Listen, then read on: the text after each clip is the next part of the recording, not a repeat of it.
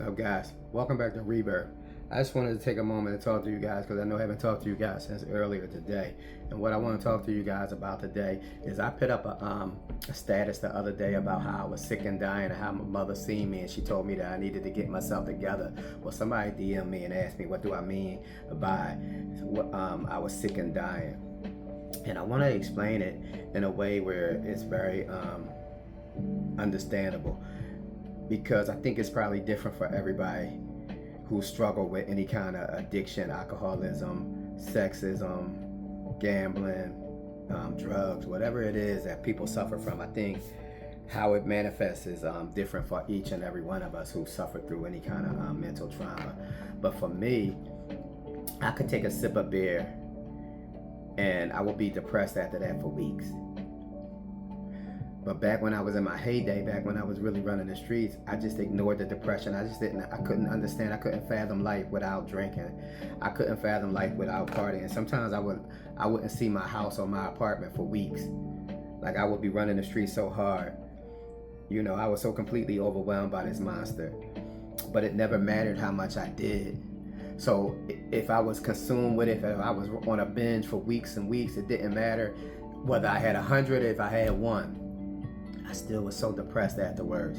So I know that there's a lot of people out there who understand that if we make better decisions, if we look at our lives, if we don't pick up the things that hurt us, if you don't pick up the drugs, if you don't pick up the alcohol, if you don't pick up the dice, if you don't pick up the cards, then you won't use those things. I always say that the devil has to be invited into your house.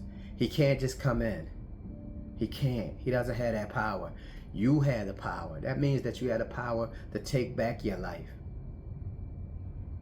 When you give him and you invite him in, it's like Dracula. Dracula could never enter the home unless he was invited in. It's the same thing. So when I was struggling and I was crying out for help, I was sick and dying, it was because no matter what I did, if it was contrary to my spirit, it would be hurtful. I live a better life today because I just don't do those things. I don't willy-nilly date anybody. I don't drink, no drugs, nothing. I work on myself. I work on myself emotionally, spiritually. I try to be a good person. And even though when I was in the throes of the dark, I still was a good person. But I would attracted bad and crazy things. You know, I always tell you guys that I probably should have died years ago. That's true. You know, I told you about how the girl stole my car. She could have killed me. She could have slit my throat. I know people who died at the hands of strays. I've always been protected, but I always would push the envelope.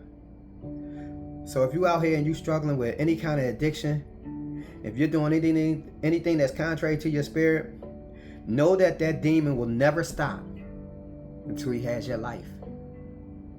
So the only way you can beat him is you have to get off the dance floor. You can't keep dancing with a demon that never gets tired.